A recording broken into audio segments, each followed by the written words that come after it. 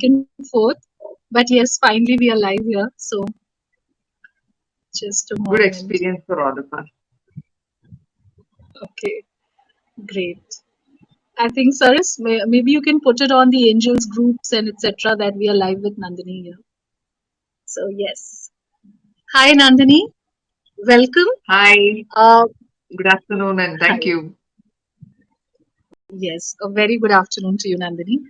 Uh, so Nandini Vijay Simha has 20 plus years of experience in people management and exposure to different industries.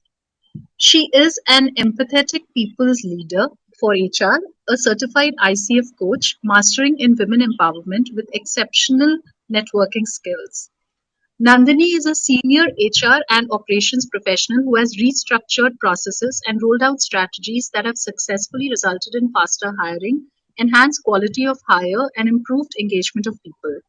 Nandini specializes in women empowerment, coaching, and helps women become self reliant and independent across the country. We welcome you, Nandini, today. I think today's topic is on women empowerment and something very close to the heart of every woman. And so, what really does it mean to you, Nandini? First of all, thank you for that wonderful introduction about me. And yes, women empowerment is something which is very close to every woman's heart. So let me make a small clarification here. So this is totally different from women's liberation, nothing to do with it. So empowerment, as the word itself says, it tries to give you freedom from all your preconceived notions. And this is especially important to women because we go through a lot of roles and in our life, whether we like it or not, we are playing the role of mother, we're playing the role of a wife, a daughter. And I think it is important for us also to realize our dreams. So, in the process of living our lives in the different roles, what we do is we tend to put our dreams under the carpet and we start feeling that I don't think my dreams are important to us. So, I need to focus on how to make life very easy for others around me. So basically, women empowerment, according to me, and I'm a very passionate women empowerment person, is according to me is basically allowing a woman or guiding a woman to follow her dreams, guiding her on how to achieve it, and guiding her on how to overcome all the difficulties or challenges that she faces along the way, or rather, she thinks are challenges that she sees along the way. So basically, this is in very simple terms what women empowerment is all about. So, Nandini, you embarked on this 20-year marathon.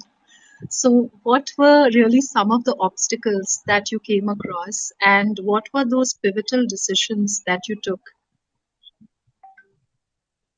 That's a very nice question, actually. So I started off basically my career in a field in HR, basically because I was very passionate about speaking or mixing with people, talking to them.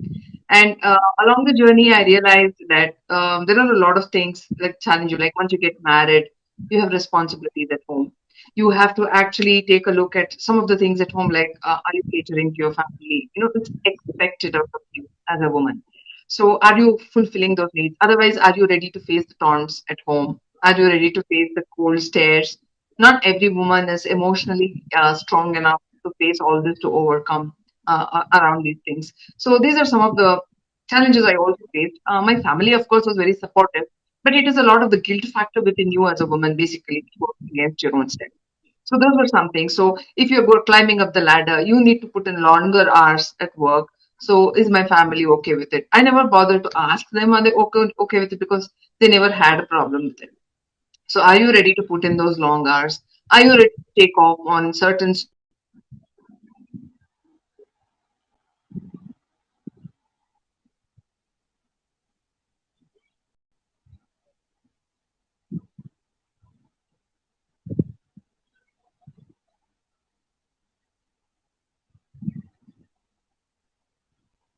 you want to achieve? What are the importance that you are giving to the different roles and are you able to balance it first of all? So these were some of the challenges I also faced. The questions or answers I gave myself honestly. I coached myself or guided myself and told myself what is it that I want to achieve. The first and foremost thing I always had in my life, or rather my friend talking about was, have an identity for yourself. Women are definitely playing different roles of some wife, daughter, someone's sister yourself with. So that was a definite no for me as an answer. So I want to have an independent identity of my own. I, Nandini met. So that was really very passionate. So I had to work towards it. For that, I needed anything to do. I did either the job or some business that I wanted to do. So I got very much aware of the so job it was, and I come to that. So I had a lot of strong skills within me. So I narrowed it down to HR. I knew I wanted to do something in that area. I was very good in that area. I got a master's degree. Study. I continue to study even today after 20 my job. Just to make sure that I am good at what I am doing. So my identity comes from there. I am someone who's an individual who works towards people's today. I work towards women's empowerment, not just helping myself, but also helping other women along the way to achieve their dreams and stand out on their own. Wow, on a noble mission, I would say. I hope that answered your So, question. Nandini, if you look at some of the organizational setups, there are a lot of stereotypes and some biases that impact the working dynamics today. And so, what are some of these that you may have experienced or watched as an observer? And would you like to share some tips on how what really can be done to overcome some of them? So, I would like to share one important thing that I myself faced in my career. So, I used to initially work in a manufacturing organization as a personnel officer. That's what they were called initially, HR post. So, during those days, there were a lot of these males in the production capacity who used to think she's a woman, she can't do much in the production area. She's a woman, she can't stay late. So, this is the gender stereotype basically which arises. And there are men who feel they can't report into women, because she's a woman, she can't understand. So these are some of the strong gender stereotypes, I think, which has reduced quite a bit in these days, but used to be there when I started my career. So what I have advised, these are just some of the gender stereotypes that I spoke about, which actually I faced. But there are a lot out there, and I think many of them are created by women themselves. You offer them a senior role, the first thing they say is, "I don't know if I can manage it. I have a family to take care of." So you're actually stereotyping yourself. You don't know if you have that capacity to multitask. In our real life, in a role as a woman, we are multitasking 101 roles, 101 things. How do you think the house runs so effectively, with a woman? Because she's already doing multitasking and taking care of so many things. So, what makes you think you can't do that at the workplace? Join a workplace which gives you capability or facility to actually take care of all your roles comfortably. Encourage the leadership role in you that comes out. And the leader doesn't always have to be a leader with a title. You can be a leader in your own particular. Aren't you being a leader as a mother? Right? So you are not being gender stereotyped there. You're a mother, comes out of your passion. So even though there is one kind of gender stereotyping in our society, but again, that again comes out from a woman herself. Are you assertive enough to delegate work among the other people? That is very important. If you feel I can't stay late, train somebody who can and whom you can monitor. And basically, the end of the day, the name of the game is getting the job done. Are you getting it done? So it doesn't have to be necessarily you or me. So the concept of feeling that I am the only one who can do it best is something wrong. Trust in people. Allow them to do it. You are there, but then you are monitoring and giving freedom to someone else to manage it for you. So don't you have a maid at home? Don't you trust her to clean it? You are not doing everything. Similarly, it applies to the workplace. Allow people to do some things for you. You grow up the ladder. Take other people up the ladder with you. So that I think sort of addresses the gender stereotyping, and you let people give the message that it doesn't matter what gender I am. I'm taking care of what needs to be. That is important. Sure. As you were speaking, Nandini, I was reminded of one of the research articles that I had read from Harvard, which stated that, if a lady is really working, wrapping up a little early during the day by 5:30 or 6, then it is perceived that her priorities are different. Whereas if the head of the department, who's a male, who's leaving early, people perceive that the person is a family man. So, it's again a stereotype that women have to really work through. while at say cheese, we are not really, there's a very thin line between the focus being on women and being a women activist organization. And we also are really focused on women, and we want to, make it better for them, a more congenial environment where these biases don't really impact so much. And so, there are also a lot of, talk around, there is a lot of talk around the power structures, the coteries that you see in the workplace, maybe boys' club. So, how do you really navigate, these amidst all of this? That's a good question. Yes. I think the stereotyping basically can also be created by women themselves in the organization that you work. So, if they don't have families, they tend to stay back late and they comment on other women who have families that they have to take care of. So, I think the general message that any woman has to give is look at the work that I'm doing, irrespective of how long I take to do it. I might be smarter, I'm doing it faster, which I'm why I'm wrapping up my work early. So it is very important to pass on a message saying, my work speaks for me. It's not the time. And I think post pandemic, that is really working very well for women, where you have flexi hours, flexi work timings. It doesn't matter how long you're working, but end of the day, are you taking care of what you're supposed to be doing? So if you are the leader of an organization or if you're owning your own business, try to create a culture which encourages people to contribute quality work or quality time rather than quantity time. And what's the use of staying back till 9 o'clock, 10 o'clock in an office? If the, I mean, that's the kind of situation we are looking at, and doing nothing rather than just staring at the screen. Versus, I would rather contribute very quality work, contribute towards quality time, finish it in the time I can, and put my time more usefully to other things that I need to focus on. It doesn't necessarily have to be your family time. It can be anything. You're focusing on upskilling yourself. You're trying to challenge yourself to learn something new, probably a new language, probably something else that you're looking forward to. So make sure you pass on that message that it doesn't matter how long you take to do it, but it's what kind of work that you did or what kind of contributions you are doing that really matters the most. I think that will definitely beat the gender stereotype. And there are not many people who will actually question a person who's contributing very solidly and say, you didn't, log in long enough, you didn't stay online for long enough, or you're not working for the number of hours required. Because when your work starts talking for yourself, work really starts talking for itself and nobody comes around and questions you as to what gender you are and what is the kind of stereotyping. But are you assertive enough to actually go and show them that your work is talking is a question that all women need to ask themselves. Are you creating a boundary in your head about I'm a woman, can I do this? So let us break open that barrier and I think they we will be breaking open the gender stereotyping. Sure, sure. So, Nandini, was there really any moment in your life where you felt powerless? And, how did you really overcome it? And what learnings would you like to share with our audience today? That's a nice introspective question. In the initial years of my career, like I already said, manufacturing setup even today has a very traditional bent of mind. So I did have a lot of challenges where men used to yell at women employees, actually, and say, "You're a woman, you can't do this." So I used to feel very powerless at that point in time and assume what are we doing here? Why are we not given that kind of power? Or, even in probably domestic issues, when you feel powerless against somebody and say, why is it that? The main thing that I did was I took it easy. There is no need to get excited. There is no need, to rant it out, yell at people or shout at people and feel very frustrated about yourself.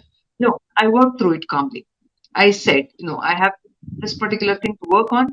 I need to show these people that I am capable of anything that I can think of.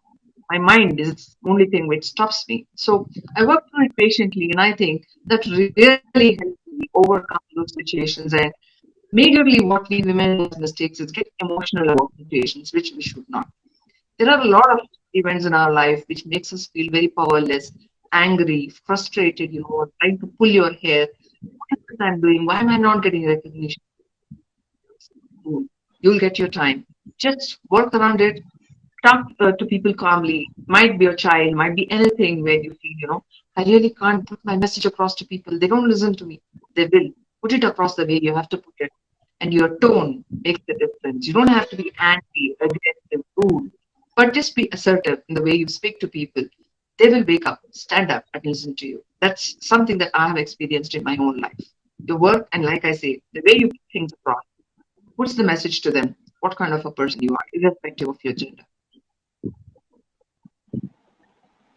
Absolutely, and being true to yourself in those moments, so that authenticity also, in that moment.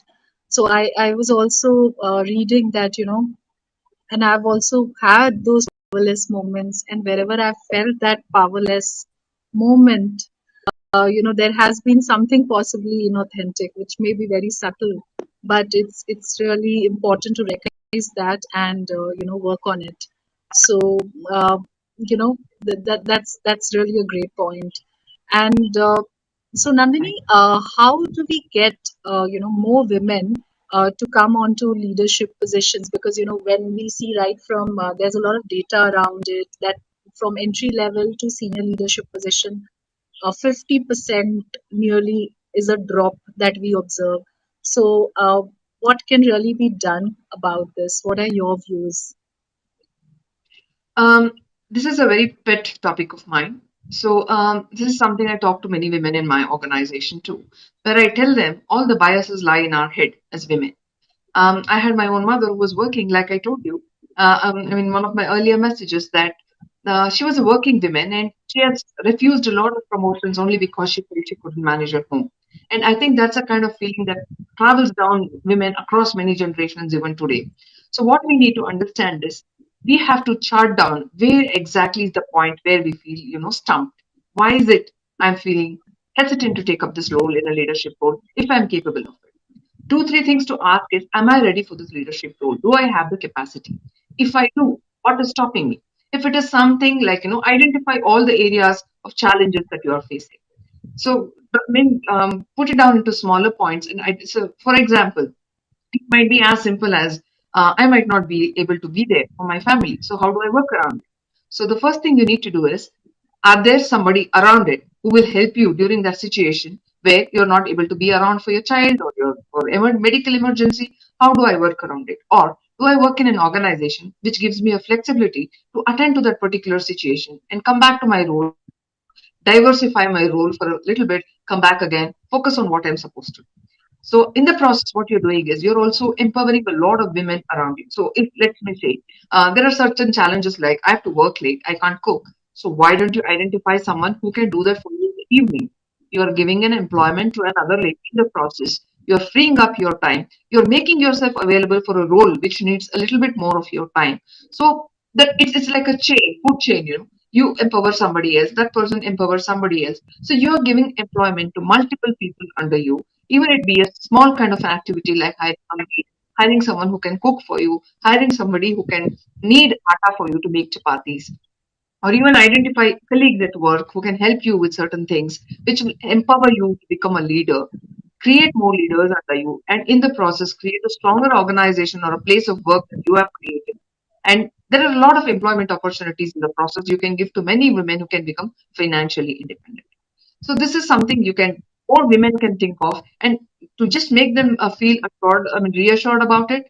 Being in a leadership role does not take up too much of your challenges. It just all it needs is some time management, some management or personal request on your own, and you really have to just work around it. Chart out your challenges very closely, identify it, list it down, and work with somebody as a coach who can help you, really get over all your challenges and help you overcome this to become a better leader, or if you're not yet a leader, to become one. So that is something I have also done for myself. Can be called like something very similar to a SWOT analysis. Do your own SWOT analysis, identify your challenges, empower yourself to work around it, be assertive enough to work around it, and then see how things can make a difference. We'll have more number of women coming up on leadership boards or other areas, which will actually, give more opportunities to women leaders. Sure, I think that was very well said. We are trying to create this entire community who can actually support each other in those tough moments. And if you have those 6 7 people whom you really need to help you in that situation, and you can find them, you can engage with them, you can be with them, and you can learn so much together, and you just do it without really even an agenda, and you don't know when it will come back to you and when you need it the Absolutely. most. And that's the foundation with which we are moving ahead as well. And today I think this is amongst the first few sessions, as it's on the inaugural day that has happened on our app. I think some of the users may have just slipped out because of the iOS and the Android thing, because I think some sessions have been on Zoom and some on the Android. But it's really been a pleasure, Nandini, to have you today with us. This session is also live streamed on YouTube. So to all Okay. our audience, once the Apple phone is launched, we would have a lot more sessions also happening, and so we would encourage everyone to come and join. And Nandini is also a coach on our platform. So do sign up for sessions with her. You can speak to her. You can, have a sounding board conversation with her. You can have her as an expert, and all of this and lot more, Nandini. And Nandini, we encourage you to have more conversations on the app, and it's still fairly new, and we would love to have experts like you coming on the app and sharing your thoughts and views to inspire everyone. So thank you Thank so you, much. Rashpreet. uh, Thank you very much for giving me uh, this opportunity, and congratulations on being the launch day of Say Cheese. Thank you so much. I think Saraswati is also there in the audience. Neerja also I think just left. So Saras, would you like to ask any questions to Nandini or anything you would like to share? um, Saras? Yeah. No question really, but I just want to tell Nandini that she speaks very well and very powerful and inspirational messages. And Thank you very much, yeah, sir.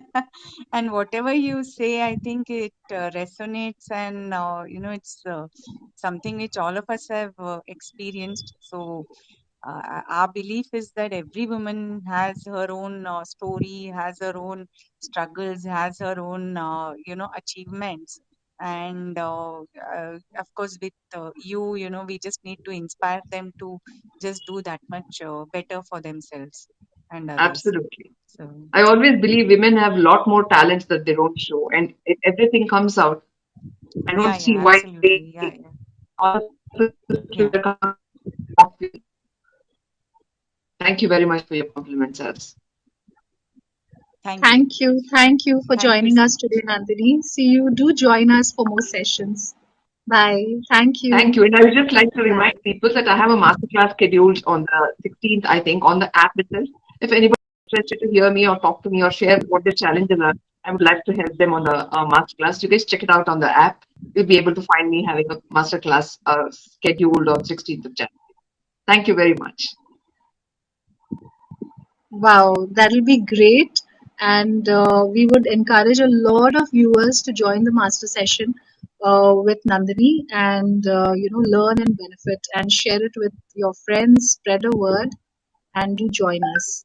Thank you. Thank you. Bye bye. Thank you. Have a nice day, all of you. Bye. Bye.